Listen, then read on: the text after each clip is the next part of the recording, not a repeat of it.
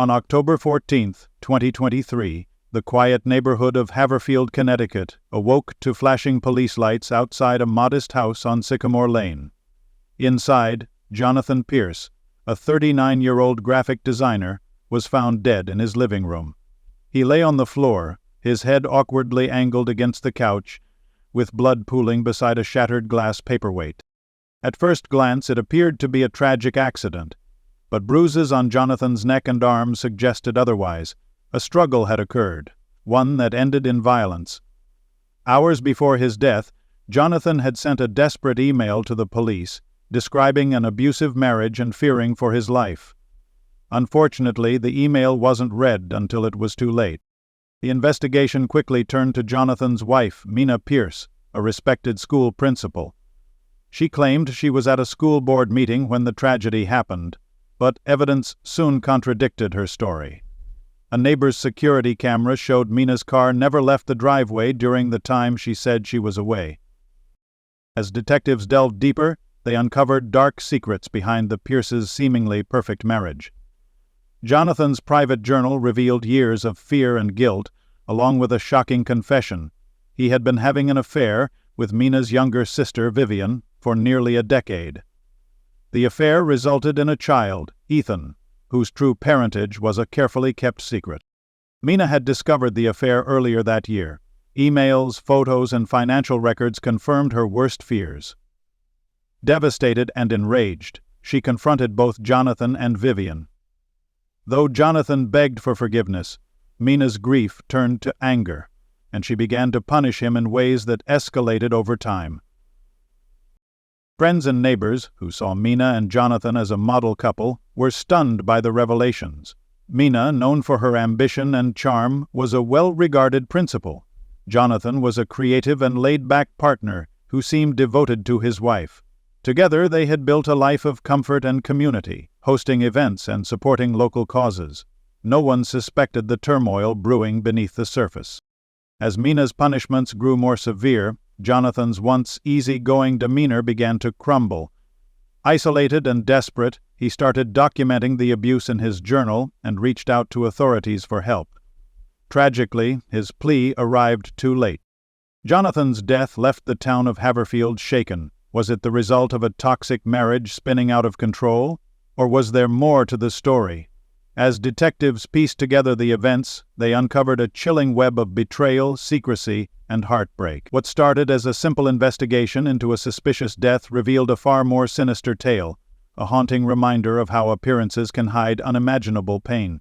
In 2015, cracks in Mina and Jonathan Pierce's marriage began to show. Mina, a driven school principal, poured herself into her husband. Jonathan, feeling overlooked and unappreciated, found comfort in someone unexpected, Mina's younger sister, Vivian.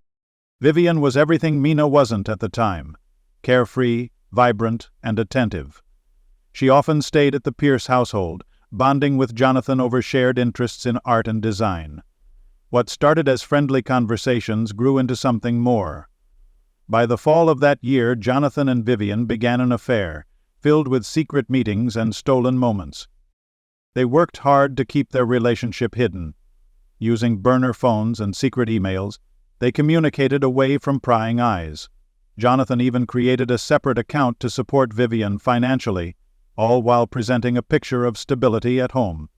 The affair became even more complicated in 2018, when Vivian gave birth to a son, Ethan. To everyone else, she was a proud single mother. Privately, Jonathan knew Ethan was his child, supporting him in secret while struggling under the weight of his lies. Jonathan loved Vivian and Ethan deeply, but the guilt of betraying Mina consumed him. Torn between two lives, he considered coming clean many times, but couldn't bear the thought of losing either. Over the years, the strain began to show. Jonathan became distant and withdrawn, but Mina initially chalked it up to work stress. In early 2023, Mina's suspicions grew. While using Jonathan's computer, she stumbled upon emails between him and Vivian that shattered her world. One message read, "I don't know how much longer we can keep this a secret. Ethan deserves better." Her worst fears were confirmed. Instead of confronting him immediately, Mina decided to dig deeper. She tracked his movements, recorded transactions, and pieced together every detail of his betrayal. When the moment finally came, Mina confronted Jonathan after dinner, laying out all the evidence she'd gathered. Caught in his lies, Jonathan broke down, begging for forgiveness and promising to end the affair. The next day, Mina confronted Vivian, who confessed everything, including that Ethan was Jonathan's son. For Mina, the double betrayal was devastating. The two people she trusted most had deceived her for nearly a decade. Yet, Mina didn't lash out in anger. Instead, she made a chilling decision. She wouldn't let them ruin her life. She would make Jonathan pay. Jonathan, overwhelmed with guilt, agreed to Mina's terms. He ended his relationship with Vivian and promised to repair their marriage. Mina swore to keep the affair and Ethan's parentage a secret from the rest of the family. But her conditions came with a dark twist. Jonathan had to submit to her punishments. At first, Jonathan thought Mina's anger would fade. He endured her verbal abuse and controlling behavior, hoping things would improve. But her punishments grew harsher with time. What started with harsh words turned into physical violence. Jonathan, trapped by his guilt and Mina's wrath, found himself living in a nightmare he couldn't escape. By January 2023, Jonathan Pierce was a broken man. Views of guilt, secrecy, and fear had drained him of the confidence he once had. Mina, his wife, unknowingly, or perhaps knowingly, pushed him further into despair. The truth unraveled unexpectedly. While borrowing Jonathan's laptop to send an email, Mina stumbled upon a folder labeled Projects. Inside, she noticed a subfolder named Vivian. Expecting it to be related to her sister's design work, Mina opened it. What she found instead froze her in place: intimate emails, photos, and financial records. The most damning piece, the realization hit like a freight train. Ethan, Vivian's son, wasn't fathered by some anonymous man. He was Jonathan's child. Mina sat in silence as the weight of betrayal sank in. The affair wasn't just infidelity. It was an elaborate web of lies spun by two people she had trusted most. But Mina wasn't one to react impulsively. Instead, she began meticulously gathering evidence. Over weeks, she scoured Jonathan's emails, tracked financial transactions disguised as business expenses, and even followed him to clandestine meetings with Vivian. A private investigator, Lyle Redding, confirmed her worst fears: years of secret rendezvous, financial support, and a hidden second life. In February 2023, Mina chose her moment carefully. After dinner, once the kids were asleep, she confronted Jonathan in the kitchen. Her tone was calm, but laced with venom. "I know everything," she said, sliding a folder of evidence across the counter. "The emails, the money, the photos. Ethan." Jonathan's face drained of color. He stammered, trying to deny it, but Mina's icy glare and the undeniable proof left him with no escape. Tears streamed down his face as he confessed, mumbling, "I never wanted to hurt you." The next day, Mina turned her fury toward Vivian. The confrontation was swift and ruthless. Vivian sobbed, begging for forgiveness, but her apologies fell flat. Mina demanded she cut all contact with Jonathan and never step foot in their lives again. For Mina, this was far from over. She agreed to keep the affair and Ethan's paternity a secret, not out of mercy, but to protect her family's image.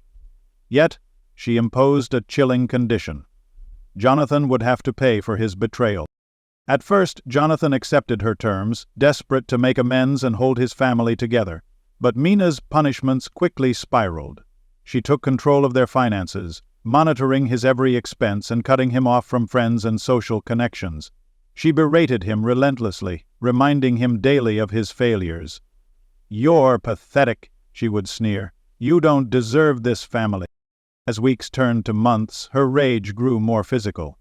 During arguments, she shoved him, slapped him, and once threw a glass mug that left a bruise on his shoulder. Jonathan bore it all silently, convinced he deserved the torment. In his mind, enduring Mina's wrath was penance for the pain he had caused. But as Mina tightened her grip, Jonathan's despair deepened. The man he once was, confident, successful, and optimistic, had been reduced to a shadow of himself. And in Mina's pursuit of control, she failed to see the toll her vengeance was taking on them both. By October 14, 2023, Jonathan Pierce's life was a fragile shell, Years of guilt over his affair with Vivian Hart had long since been eclipsed by the relentless storm of his wife Mina's escalating fury. What began as emotional punishment had spiraled into something far darker, a calculated campaign of control and violence. Jonathan, trapped in a marriage where redemption was a fantasy, had finally reached his breaking point. That morning, a frantic 911 call shattered the quiet of the Pierce home. Mina's voice, trembling with panic, described the unimaginable. Her husband lay motionless on the living room floor. "He's not breathing. Please, hurry!" she sobbed. When officers arrived, Mina was perched on the front porch, rocking back and forth, clutching a tissue. Inside, the scene painted a grim picture. Jonathan was sprawled on the carpet near the couch, his head twisted unnaturally. Beside him lay a blood-smeared glass paperweight. Bruises marred his arms, and faint marks around his neck, suggesting a violent struggle. Yet the room bore no signs of chaos. No overturned furniture, no scuff marks. Detective Liam Grayson, the lead investigator, immediately noted the inconsistencies. "This wasn't a random attack," he said. "This was personal." Perhaps. The case unraveled quickly. Mina claimed to have been at a school board meeting during Jonathan's death, but a neighbor's doorbell camera captured her car parked in the driveway.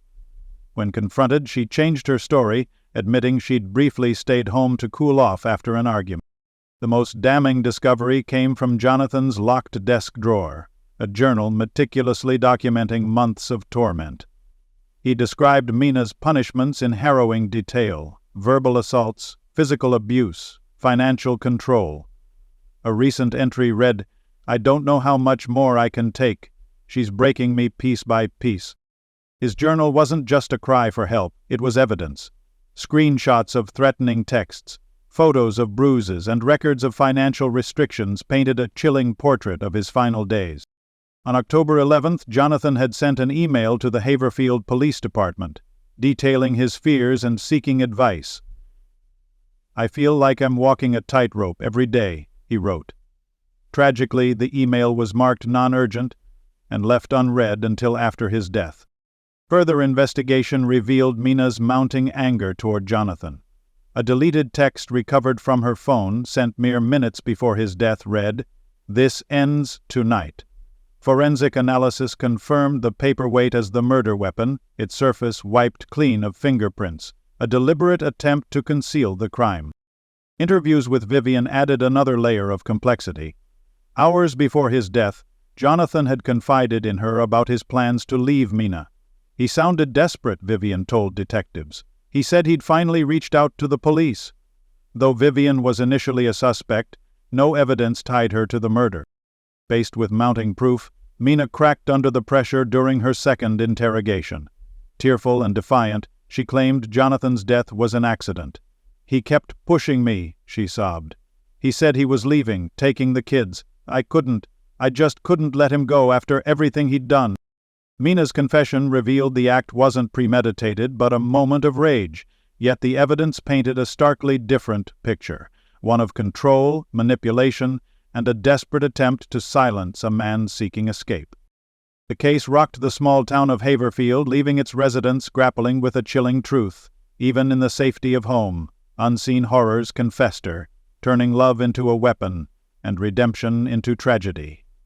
According to Mina, the argument that night had spiraled out of control. Jonathan, emboldened by his recent decision to seek help, threatened to leave her and expose the truth about their crumbling marriage, including the affair, to their children. His words, Mina claimed, cut deep. In the heat of the moment, she grabbed the nearest object, the heavy glass paperweight, and struck him. "I didn't mean to kill him," she sobbed during her confession. "I just wanted him to stop." It was a fit. But the prosecution saw through Mina's plea of desperation. Her actions, they argued, spoke louder than her words. The deliberate wiping of fingerprints, the staged crime scene, and the chilling text message sent just before Jonathan's death painted a calculated and vengeful picture. Prosecutor Olivia Harding, known for her unrelenting pursuit of justice, laid it bare before the court. "This was not a crime of passion," Harding stated firmly.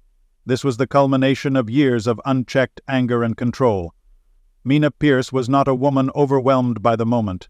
She was a woman who couldn't stand the idea of losing her grip on the man she sought to dominate. Harding said. Harding presented Jonathan's journal as a key piece of evidence. Each entry offered the jury a window into the torment he endured. Mina's unrelenting punishments, the isolation, the threats. Jonathan's own words became a voice from beyond the grave. I want to leave, but I'm terrified of what she'll do. Mina's internet search history was another damning element. Terms like blunt force trauma, self-defense, and how to clean a crime scene weren't the innocent byproducts of watching true crime documentaries, as Mina claimed. Harding argued they were chillingly premeditative. The trial captivated Haverfield, splitting the community into those who viewed Mina as a battered wife pushed too far and those who saw her as a manipulative abuser whose need for control turned lethal.